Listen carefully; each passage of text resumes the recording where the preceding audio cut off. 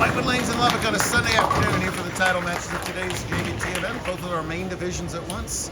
Seen a whole lot of this guy yesterday winning his first career title. He's going to have his work cut out to him to sweep the weekend and win number 2, because that's open to begin the match against tough customer John Green here, who's been winning JBTs for many a year. To the left is the handicap division. Max Meyer is taking on Brantley Ford. The difference in handicap is 20. Max is getting that 20. Brent's going to have to win by 20 to tie 21 to win. Either one will win their first career title if they do so. Hold on, a real challenging Taj Mahal pattern. I never thought you'd lose your soul, John. Now you have. Subdivision's already wrapped up. Bella Love Castillo won the girls scratch over Geraldine Della Garrido, and earlier Braden won the U17. That was over Bella, so she was flip-flopping the subdivisions today. Taj Mahal played like the nuclear Taj Mahal. It just never developed into anything super playable. It just had to be ultra accurate and stay on top of the changes, and it resulted in a minus triple-digit cut, which is an interesting scoring pace to play Super Survivor on. The low score was out every game. Brady was the top qualifier after 5 and avoided that painful way to bow out. Then the lowest overall totals were eliminated. We went from 22 survivors down to 16, and then 10, and then 6, and then 2. Max opened in his first 3 frames, which is a big advantage for Brantley, as he's the one trying to catch up the handicap. I'm trying desperately not to call him Wesley, his big brother here. His dad is watching to the left. Become one of our younger champions of the season. Brent's just 7 years old.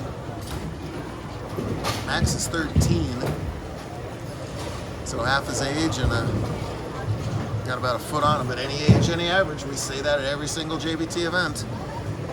He's a 7-year-old giving the pins, going for the big bucks.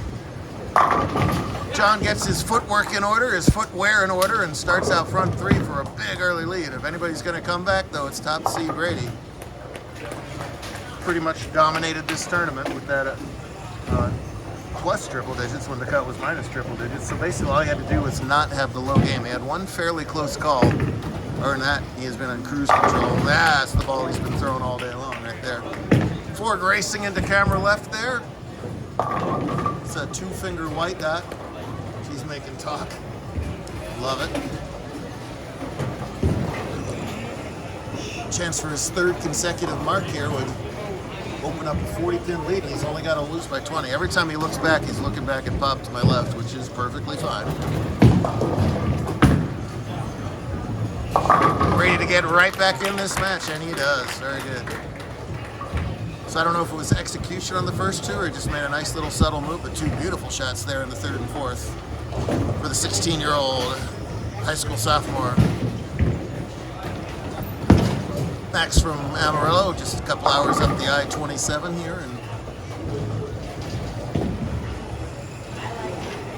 North Texas. Big giant thanks to Bill and Monica Wood, the whole team here at Whitewood.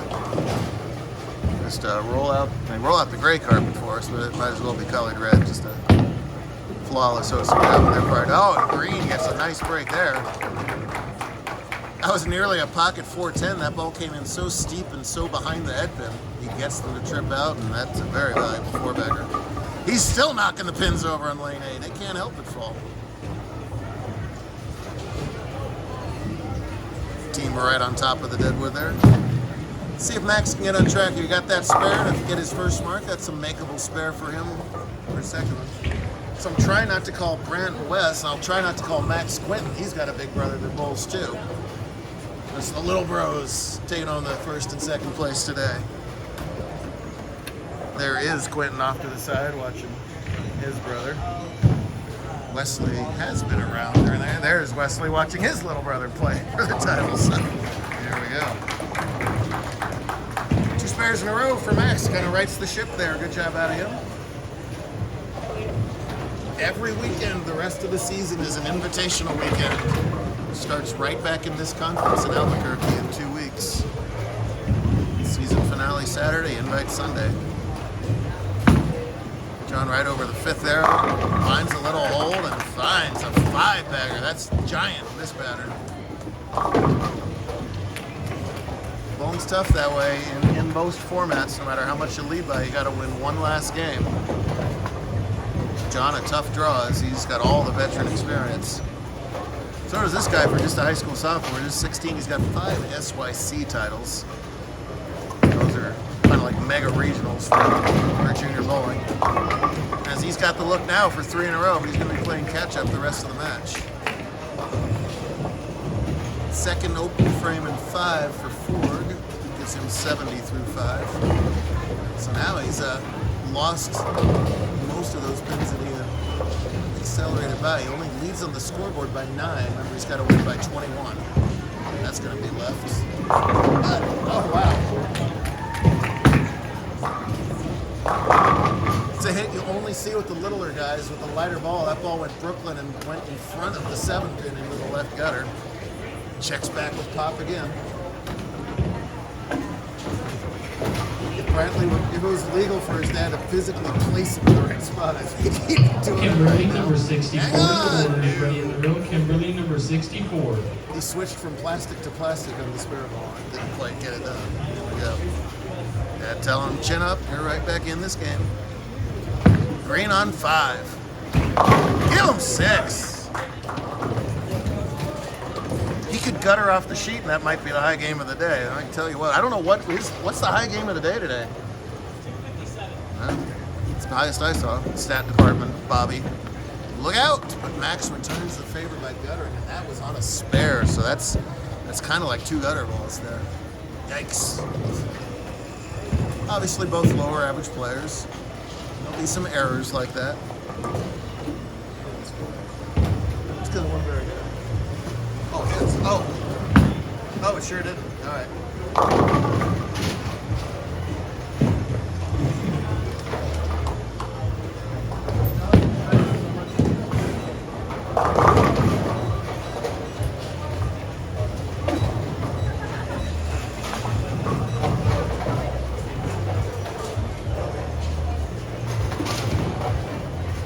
String ends at halfway home still.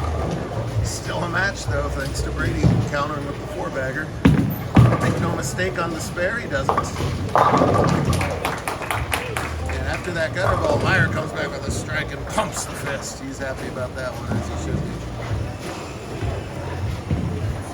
Last 4 frames will tell the story in both divisions here.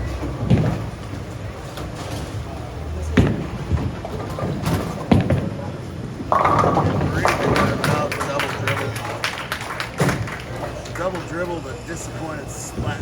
In trouble now. Almost mandatory that he makes it. He's certainly capable of doing so as Ford gets a strike in the 7th.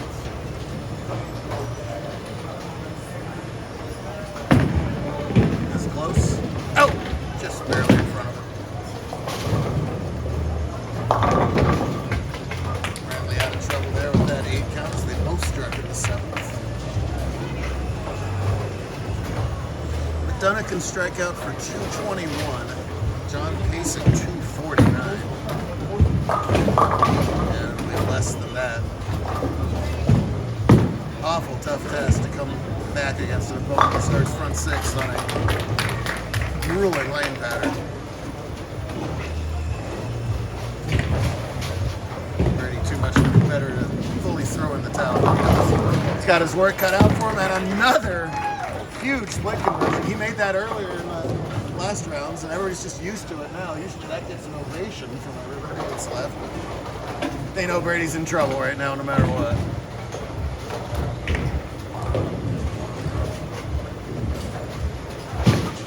Ooh, good Lord, sorry.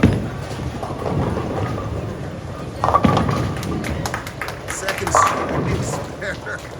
Or third straight mark, so strike spare, 2 really good frames from Quinton. See, I told you I'd do it for Max right there. It's a 22-pin difference, and Brantley, I see it again. Brantley's got to win by 21. So after the handicap's added in, it's a 1-pin game. Both bowlers on spares. This is Meyer in the 9th. It's left. Big deal to get that back pin out of there. That is much easier than having that sleeper in there. John just pulling a cruise control game here. My goodness. Dio's his best friend. He was in the stands watching Dio win a national title a couple of weeks ago. Lame Dio choosing to bowl a regional instead of watch John do basically the same thing and just strike his opponents to death. That is a monster game. If it helps Brady feel any better, and I'm sure it doesn't. I mean, he didn't have a 270 look because nobody had a 270 look. It's a valiant effort to catch up halfway through, but John never let up. That's just an unbeatable game. And Ford comes up with a strike in the ninth against Max's Open. That's giant. He is super close to a win. Both of these guys can throw a vicious backup ball. We need to get Simo down here and have the all-righty backup ball pro-am with Simo.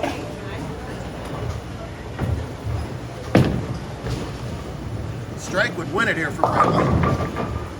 Let's give him the 8 out, would be 145. Oh!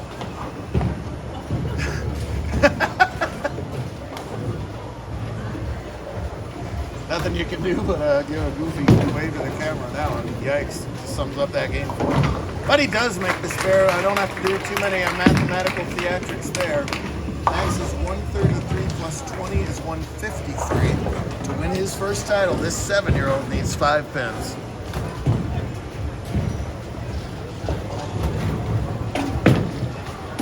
Racing on. That looks like 5 to me. 8 is enough. Little guy takes it down. That is hard when you're 7 years old giving 20 pins. But there it is.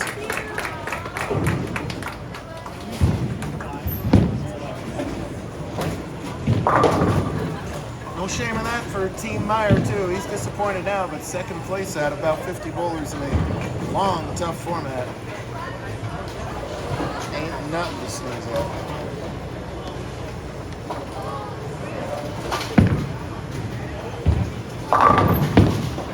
John didn't care about that one. He's still got a chance for high game of the day with spare strike if they're accurate on that. Nice spare uppercut for Max.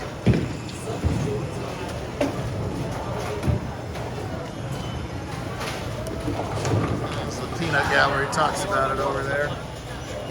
Well, what had happened was any age, any average, another 7-year-old JBT.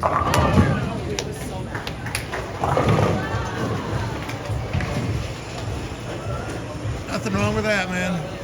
Nothing at all. Wait, I have 60% kept right?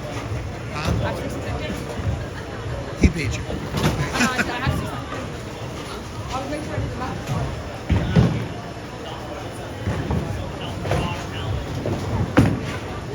For the high game of the day, give him at least a tie for it. 257 is a monster. Good stuff between two talented Texans there.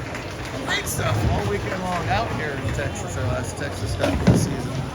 We'll recap it all, add up those points, and get ready for Invitational Weekend as these guys will join our Coloradans and New Mexicans in the invite time coming up next.